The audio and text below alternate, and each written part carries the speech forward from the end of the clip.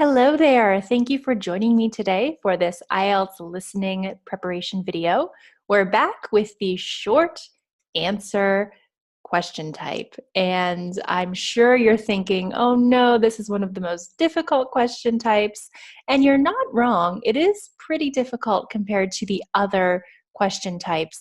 But in this video, I'll show you why you should not be afraid of the short answer question type.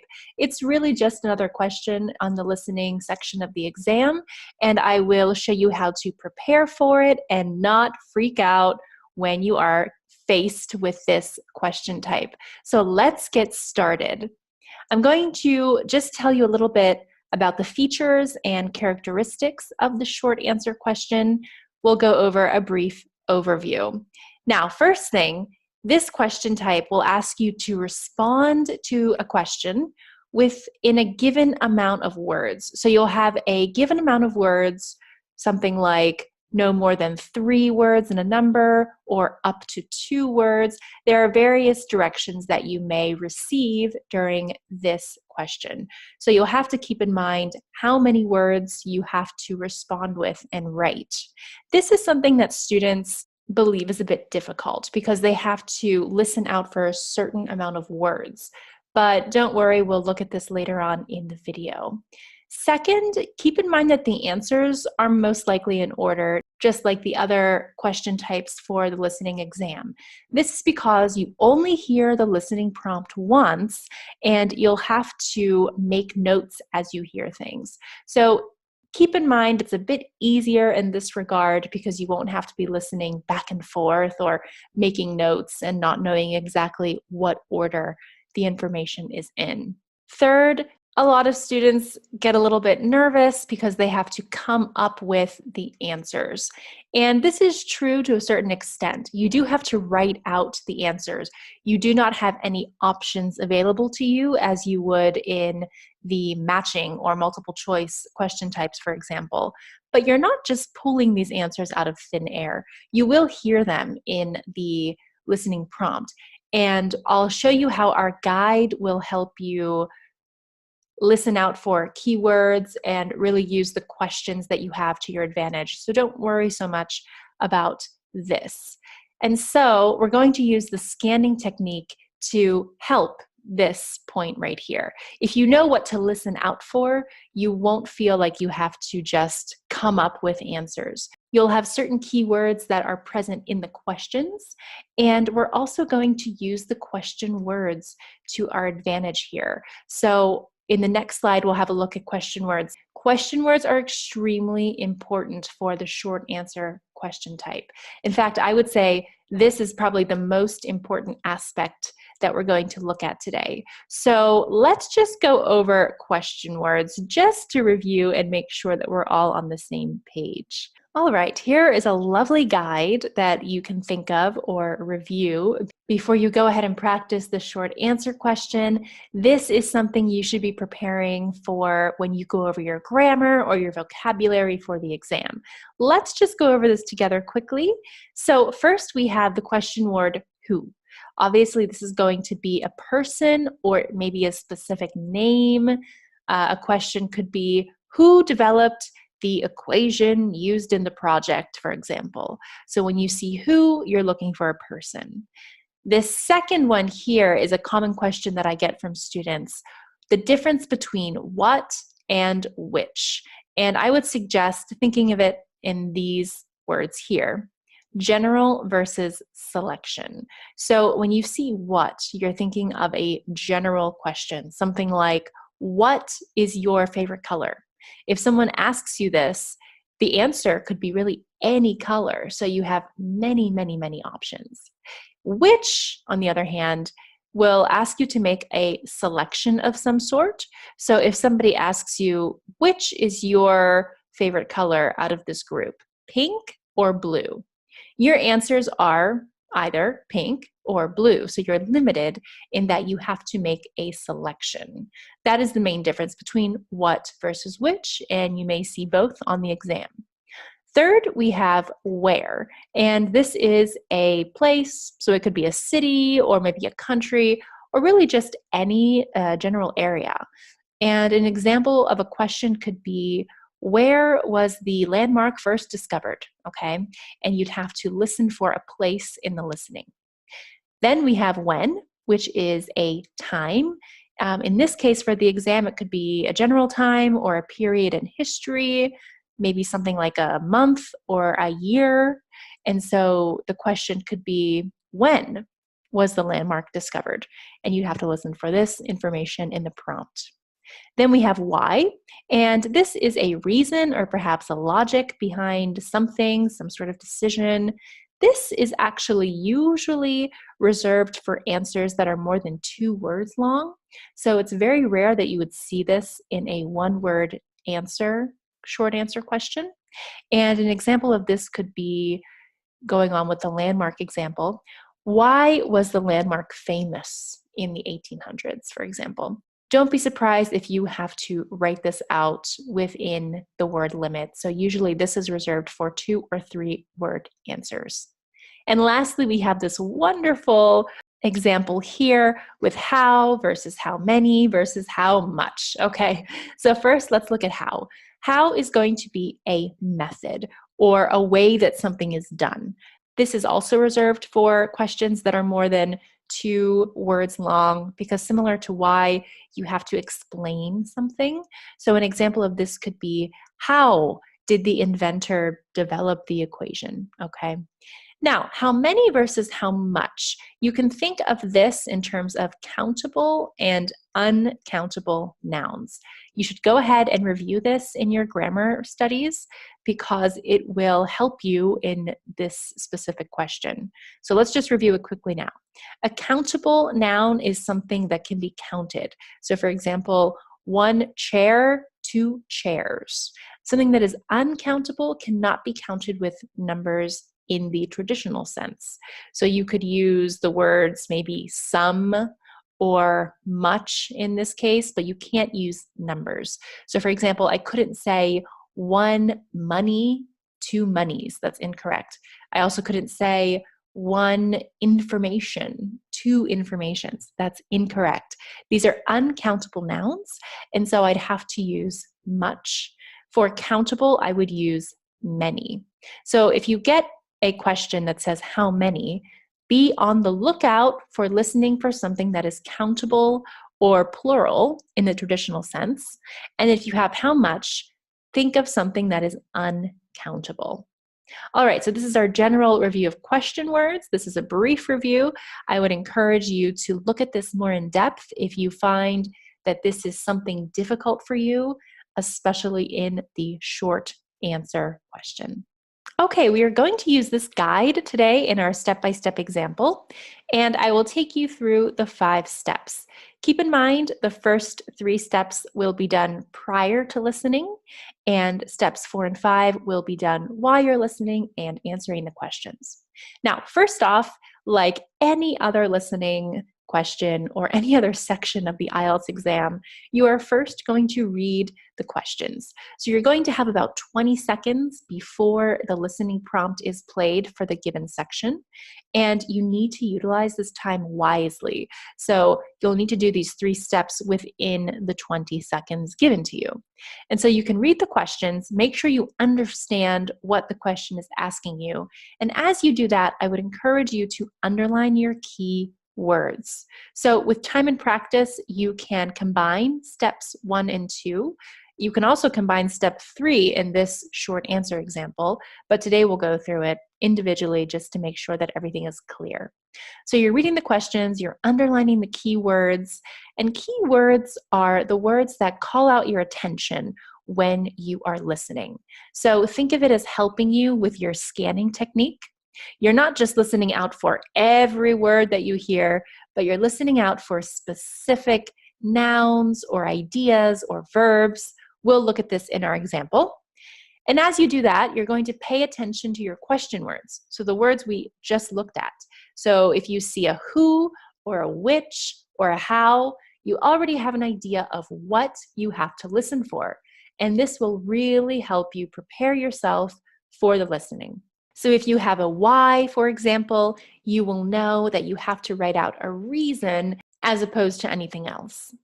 If you have time, you can even write out the type of word you'll need to listen out for beside the question. So if you think you'll have to listen out for a noun, you could quickly write N by the number just to make sure that you are listening for the correct word. This is not obligatory, but it's just something you could do if you have extra time.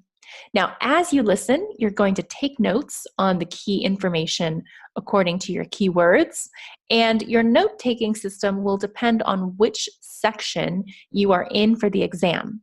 Now, we'll go over this in the next slide, and we talk a little bit more about this in our overview video, but today we're going to focus on section 2. So section 2 has its own specific note-taking system. And then lastly, of course, you want to be accurate.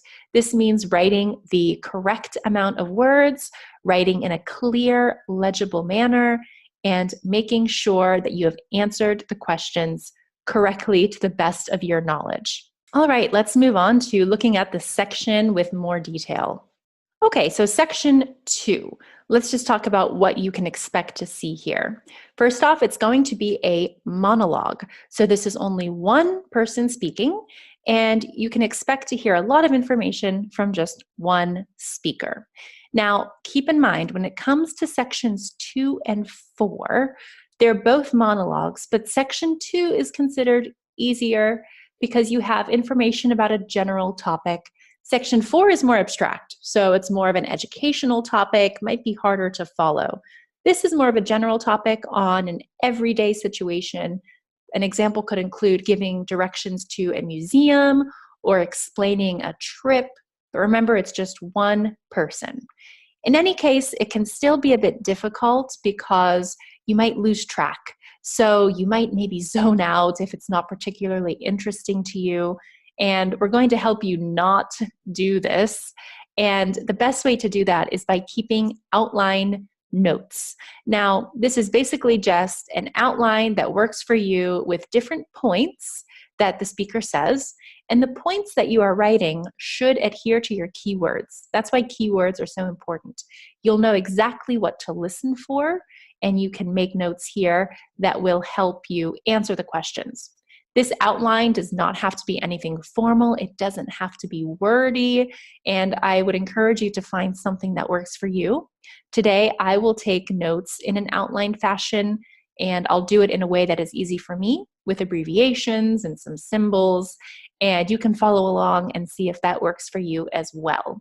Remember, your note-taking skills for each various question type will largely depend on the section you are in.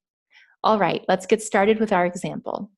Okay, now on the left-hand side, you will see the section 2 questions. So today we'll be looking at questions 11 to 16.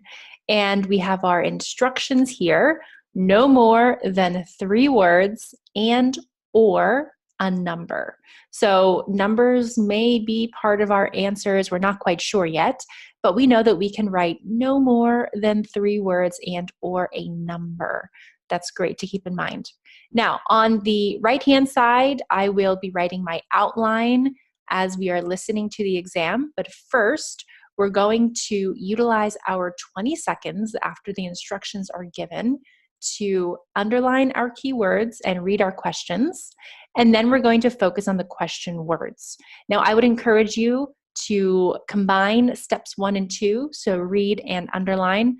But for today, let's read first and then underline afterwards, just so that everything is clear. First, I will play the introduction that you would hear during the exam. You will hear an extract from a talk given to a group who are going to stay in the UK. Okay, so we know a brief idea of the topic. It's a group that's going to study in the UK. Like I said earlier, it's a general topic, so it should be a bit easier of a monologue than something you would see in section 4. So let's go ahead and just read the questions first. We'll start here. What 2 factors can make social contact in a foreign country difficult? The second one, which types of community group does the speaker give examples of? Here, we already see theater. Now, this is a great clue because we see that there are 3 answers here, one of which has been filled in. So obviously, theater will be an excellent keyword for us. And the third one, in which two places can information about community activities be found? Okay, so let's go ahead now and underline our keywords. We'll also focus on the questions. So here I see what, and this is great. I know we're going to be looking for something or a noun, and two is an excellent keyword because I know that we have two factors, so two things. I would not necessarily underline factors because it could be a synonym for things, and the speaker probably won't explicitly mention factors. So we just know we're looking for two things. Social contact would be a great keyword, and foreign country is excellent because we know students will be studying in a different land, and of course, difficult. This is an adjective that will describe social contact. In this case, since we're looking at what, we can rest assured that we'll be looking for two factors or two things. So I'll just put that here and we can make this bold for our notes. Now in your own notes, instead of writing out two, you could write two. You could even just write two things. And if you want, you could also write something like a noun. In this case, I'll write an N. This might even be easier for you with pen and paper. I'm on a computer, so it might take me a bit more time. Okay, let's go to the second question here. We see which. So we see our famous what versus which. Here we can expect to be looking at a specific type of thing. And in this case, it's community group. So types of community group. And the speaker will give an example of these. These are the key words here, which and community group. Of course, theater is already a keyword as well because the speaker will mention theater. Now, this is a little bit tricky, even though it's helpful. Keep in mind that these answers can come in any order. So the speaker might mention theater before or after the two other community groups. We'll see if the speaker mentions theater beforehand, but we should not be 100% sure that theater will come first, because these answers can come in any order. This is also helpful for you as a test taker, because if you write one answer in number 11, it could also go in number 12 in this case. So you do not have to write the answers the order that you hear them.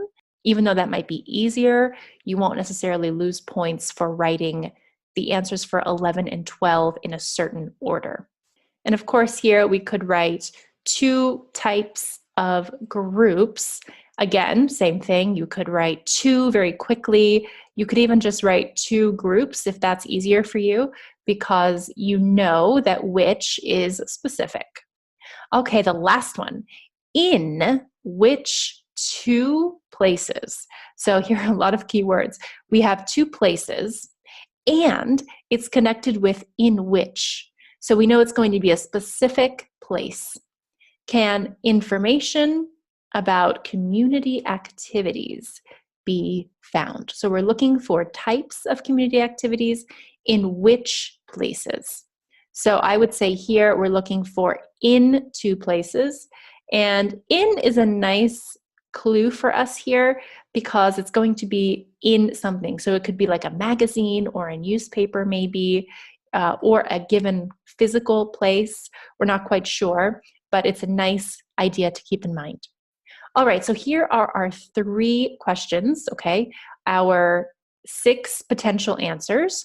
And with time and practice, you should be able to do this quickly, all at the same time, multitasking, paying attention to the question words. Before we hear the prompt, let's just go over a couple of things. Now, this example is actually quite difficult because each of the 3 groups contain answers that are nouns. And this means that numbers and names are most likely not going to be used. And so we won't be able to listen out for specific pronouns or specific names. Listening for nouns is actually quite difficult. So it will force us to be on high alert because there will be many nouns played in the listening, but we'll have to really keep these keywords in mind. Now, notice how these questions are also in an outline format. You see there are bullet points and there are 3 headings. This is excellent. We should use this to our advantage. The fact that this outline format is being used in the Section 2 listening is not a coincidence. This is just an example of how Section 2 can really utilize an outline format. So pay attention to how I write and see if it makes sense with the format given in the questions.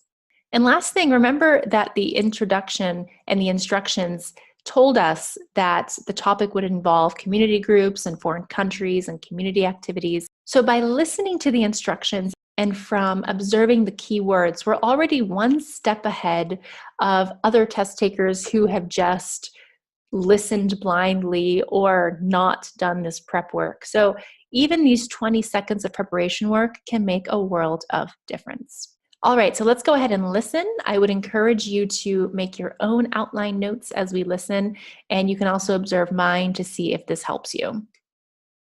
Good evening and welcome to the British Council. My name is John Parker and I've been asked to talk to you briefly about certain aspects of life in the UK before you actually go there. So I'm going to talk first about the best ways of making social contacts there. Now, you might be wondering why it should be necessary. After all, we meet people all the time. But when you're living in a foreign country, it can be more difficult, not just because of the language, but because customs may be different. If you're going to work in the UK, you will probably be living in private accommodation, so it won't be quite so easy to meet people. But there are still things that you can do to help yourself. First of all, you can get involved in activities in your local community. Join a group of some kind. For example, you'll probably find that there are theatre groups who might be looking for actors, set designers, and so on. Or if you play an instrument, you could join music groups in your area. Or if you like the idea of finding out about local history, there'll be a group for that too. These are just examples. And the best place to get information about things like this are either the town hall or the public library. Libraries in the UK perform quite a broad range of functions nowadays. They're not just confined to lending books, although that's their main role, of course. Wow. Now, I really love this example because I think it's so clear how helpful an outline can be in Section 2. And in this case, it also helps us with our short answer question. So let's go ahead and look at the answers. If you're following along, you may notice that the answers are written here. Now, if I were taking the test, I would actually write these answers directly into the spaces here. We're very lucky that this Section 2 question already provided us with an outline. So if I were an actual test taker, I probably wouldn't make a separate outline in this case. I would probably make notes in the margins here, and I may not have used these numbers here. I would have just written them in the spaces provided. But I still would use an outline fashion here and an outline note-taking system. I just did this here on the side to give you a better idea of how to organize an outline if the questions were not so clear-cut and so nicely organized for us. In any case, let's go over the answers. Now, it came in order, which was very helpful for us, and I'm going to paste the transcript of what we heard right here under the outline so that we can use it to explain the answers. All right, and here we are. I've also already put some of the helpful statements in red, but we'll go over this all together. All right, so first off, we see the two factors that can make social contact in a foreign country difficult. And here in my outline, I've written SC for social contact, the reasons why, and diff for difficult. And I had here language and customs. And these are exactly the correct answers. Now, see here how I have 11 and 12. They can be in any order. So feel free to write language as number 11 or customs as number 11. It really doesn't matter as long as they're in the correct section. It also matters, though, that you have spelled them correctly and that they are clear and legible. And so basically, the speaker goes right into it and says he talks about the best way of making social contacts. This is a key word in our question. And it says when you're living in a foreign country, it can be more difficult. We have difficult, the key word, not just because. Now, this is an excellent phrase that you will probably see on the exam. Not just because is meant to trick you. The fact that you see not makes students think that it's negative and that it is not the answer, but it's a very common way to introduce two things. So it's not just because of the language, but also because of the customs. So be on the lookout for these phrases because they are meant to trick you. And the speaker here introduces language and customs. Perfect. Now, number 13 and 14. Earlier, we talked about how theater may or may not be the first in the list in the series of answers. And in this case, it actually was first. So it helped us out in this case. And the speaker says here, you can get involved in activities in your local community. Great keyword here as well. Group, another keyword here. So we listened out for this. And interestingly enough, he actually did say, for example. So this is great. You can see that the examples are going to be given here. Theater was first, and so we can check that off.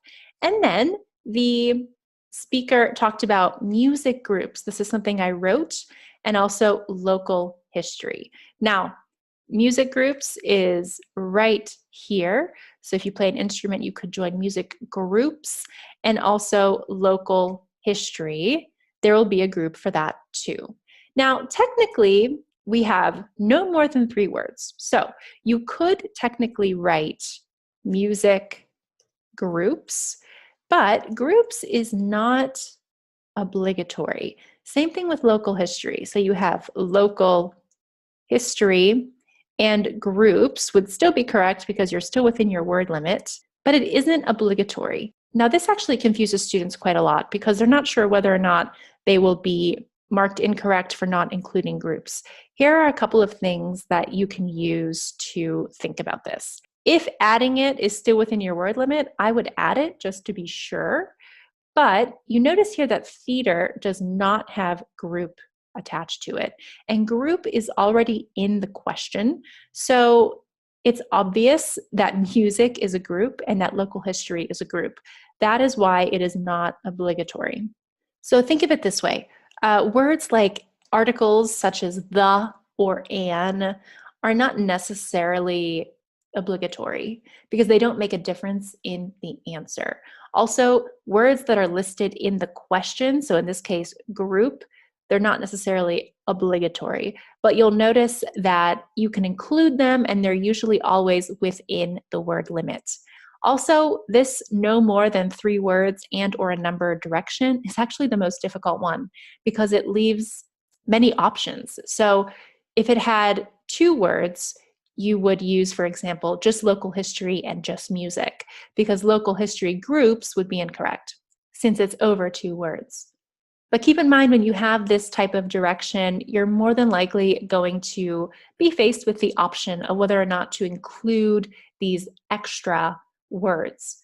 You won't be marked incorrect for not including them, and you won't be marked incorrect for including them. So if it fits within the limit, I would advise including them just to make sure that you have checked all your boxes. We'll see this again in numbers 15 and 16. So we see this here.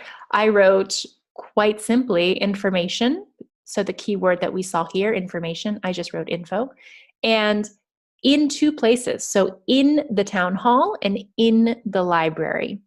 And you could see here the speaker explicitly stated in the town hall or the public library. So same idea here with these question words. You have a lot of options here. So you could say the, also you could say public, and you could say library. Or you could even say libraries, okay? The plural is also correct in this case because later on the speaker says libraries in the UK perform quite a broad range of functions. So since both are mentioned, both are actually fair game in this case. And this is actually quite a nice gift that the IELTS exam has given us. The fact that they say libraries immediately after library would make both of them correct. What is not necessarily obligatory is the article the or public. This describes the library. So if we eliminate the and public, library and libraries still fulfills the requirements for the question and for the instructions. But adding the library or the public library or even just public library would still be correct because you're still within your 3-word limit and it still fulfills the question. So you have all these options here for number 15 or number 16, depending on the order that you wrote them. And number 6 has a similar idea, but it's not as complicated. You just have the option for the article the. And town hall is the correct answer. So if you don't include the, you have 2 words, town hall. If you do include the, you have your 3-word limit. Perfect. So see how this was quite an excellent question for us. It was already in our outline format. I hope you get a question type similar to this in your exam because it's very nice and organized. And I hope you were able to realize just how important these question words and keywords were before we actually listened to the listening prompt. This is why the preparation work is so important. All right, let's go ahead and wrap up this lesson with a nice review. All right, so first off, let's look at things that you should be sure to do. Like I just said, be sure to utilize your time wisely. 20 seconds goes by quickly. Today we took things a bit slow just to make sure we were clear, but really focus on using steps 1, 2, and 3. So reading the question, underlining the keywords, and understanding the question words all together. Also remember the order for the short answer questions. They'll most likely come in order. And follow your section notes. Now, your section will dictate the type of note you take for this question type. Today we were in section 2, and we used a great outline system. Before you come to the exam and in your studying, make sure that you study up on question words, especially the tricky ones like what and which, how many, and how much. This will save you time on the exam. And lastly, since it's the short answer question type, be sure to write clearly and legibly and follow the correct instructions when writing your answers. Lastly, these are things you should avoid. So don't do these things. Do not waste time. So you saw how the keywords and the question words really helped us prepare for the listening prompt. You always want to prepare.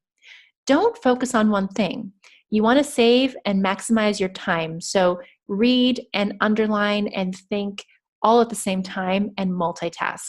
This might seem difficult now, but with more practice, you can definitely do this within your 20-second limit. Don't get confused over the tricks. Now, the tricks I'm talking about would be the indefinite articles in your answers or the words like public that we saw for public library. Just keep in mind that you want to keep your answer within the limit. So don't get confused over whether or not to include the indefinite articles. Just make sure you're answering your question within the limit.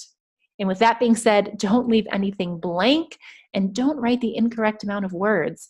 This is linked with this point here.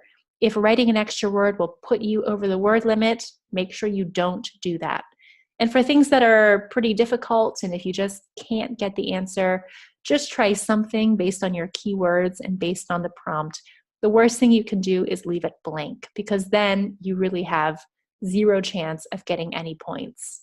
All right, that was quite a whirlwind of a lesson. Thank you so much for joining me. I hope that with this lesson, you are more confident in short answer question types and also with outline note taking.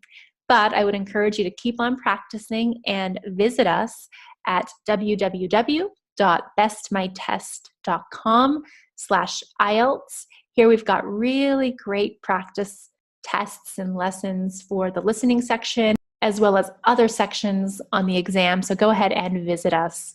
Thanks so much. Continue practicing, and I'll see you for the next lesson.